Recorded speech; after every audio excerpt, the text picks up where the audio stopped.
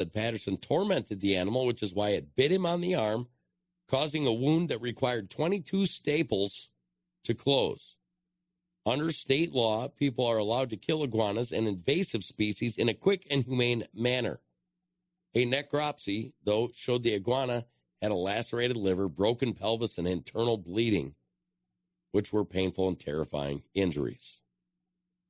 All right. Let's just say for a second, there's an iguana or whatever, an alligator, and you're pestering him. Okay, I'm going to admit it. When I was 12 years old, I got a long piece of grass when we went to Gator World. Yeah. And at the little gators, I'd put that in front of their mouth and watch them chomp on it. Right. Okay, now if one of those gators was to bite me, would that be considered tormenting him? I don't know. It just depends. I mean, I think when you're tormenting the animal is when you're like hitting it in the face with something. You know? So in this, I mean, obviously, innocent until proven guilty. Yeah. The guy did get 22 staples in his arm. Yeah. So it had to have been a pretty vicious bite. Right. Does it change the fact, like if you walk up to somebody and you start giving them hell, you start, if they turn around and come out and threaten your life, right? Do you believe that you have the right to stand your ground? Well, most certainly.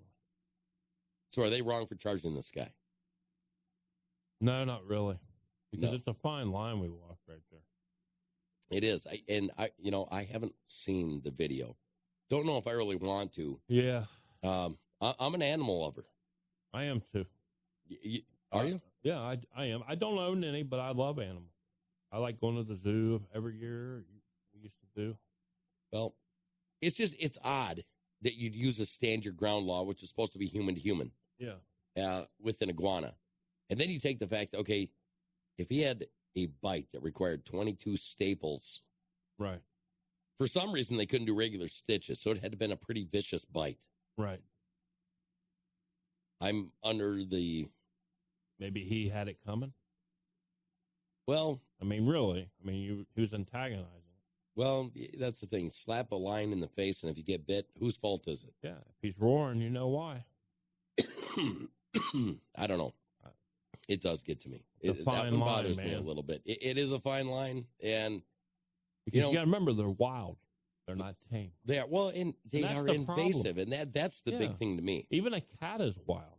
Even a dog is wild. Right. But they're not as wild as because they can actually be tamed. Right. But it's harder to tame a lion. Even the circus will tell you that. Right.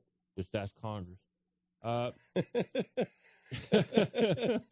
But yeah, even a lion's hard to tame. An elephant, donkey, it's all the same. Ginger said her dad would trap opossums when they lived in Florida as a kid.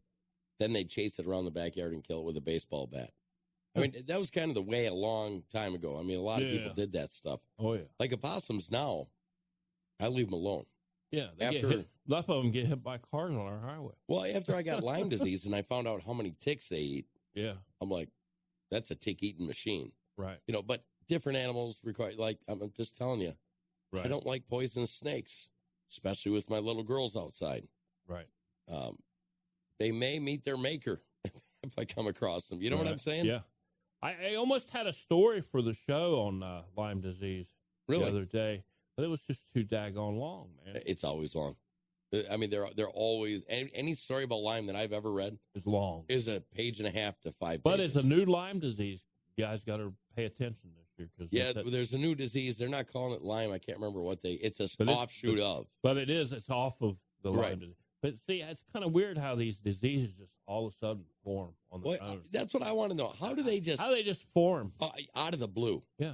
Is it the aliens doing it? Those aliens that they don't want to tell us about and they keep holding back info?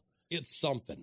Or are they just trying to alienate us? You know, I think that it was a, Plum Island, and that's as far as I'm going to go with that. But you know what I mean? I got you. So, well, what else you got?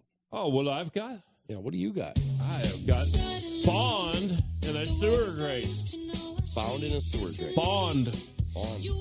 I got to hear this one. Bond in a sewer grate. Police rescue baby deer from sewer grate in Ohio. Police in Ohio rescued a baby deer that apparently tried to walk over a sewer grate behind a restaurant and became stuck in the metal bars. Ooh. The North Olmsted Police Department said in a Facebook post that officers were summoned by the owner of Sato's restaurant on Sunday to rescue a fawn that became stuck in a grate behind a eatery and was unable to pull itself free. Ooh. The officers, along with personnel from the city service department, pulled the fawn free from the grate. The mother stood by around the corner just feet away as everyone worked to help. The mother was extremely thankful to be reunited with her young one, the Post said.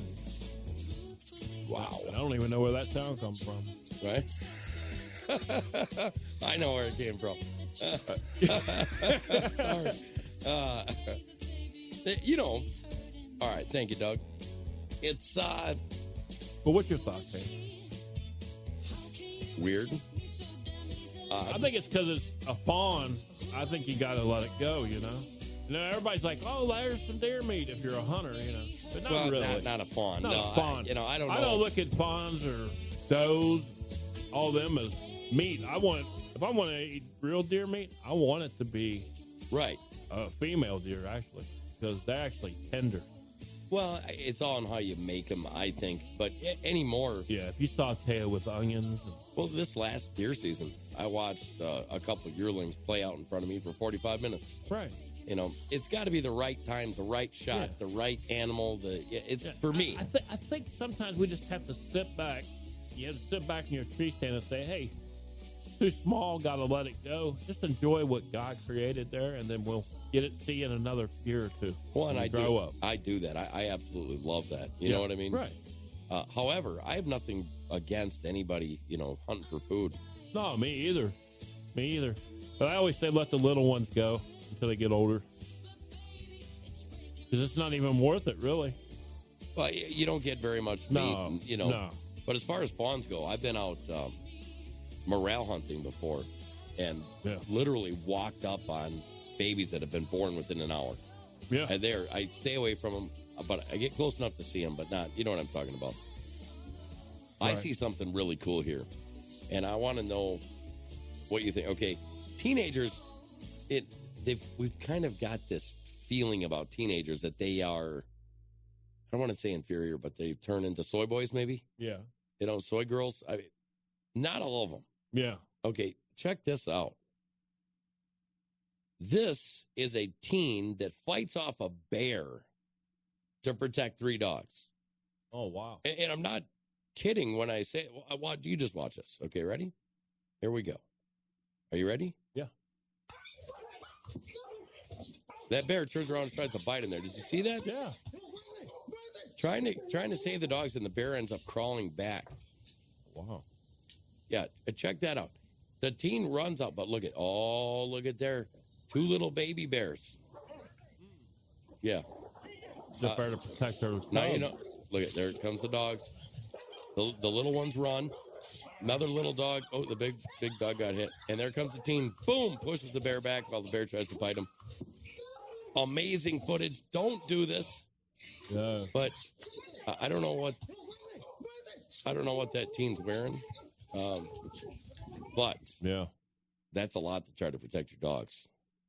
Yeah. You know what I mean? I know. Would you do that? Would you run out and push a big mama bear off with her cubs? Yeah, I wouldn't. I wouldn't, because she's just there to protect her cubs. Well, and if the bear would have gotten a hold of, I think she was worried. I think the girl, being a kid, she was worried about her dogs. Yeah, well, after the one dog got clawed, I'm telling you, that's I think she would rather that dog been declawed than get clawed. Well, I have another story here that's kind of funny. Before we go into the UFO stuff, it reminds me of you a little bit. Comedian dressed as Superman hit by bus while pretending to stop it for a viral stunt. Okay, right here's a picture. It doesn't look like he's stopping much of anything right there, does it? No. But he's got the little Jerry curl in front. So anyways, viral stunt. Do you realize people are starting to get dangerous with this stuff? I think so. How many people have we seen fall off of buildings because they're doing backflips and stuff off skyscrapers? I don't know. That's it. See ya. Bye. All right. Well, quit doing that stuff. You know what I mean? And don't jump in front of a bus and try to stop it because you have superpowers, which you don't really have. Right. Exactly. You know what I mean? Yeah. I mean, they say it's a comedian that did it. Come on now. You got to be a little smarter than that. Brazilian comic Luiz Ribeiro de Andrade was dressed in a Superman outfit as he pretended to stop a moving bus when he was struck by the bus instead. Yeah.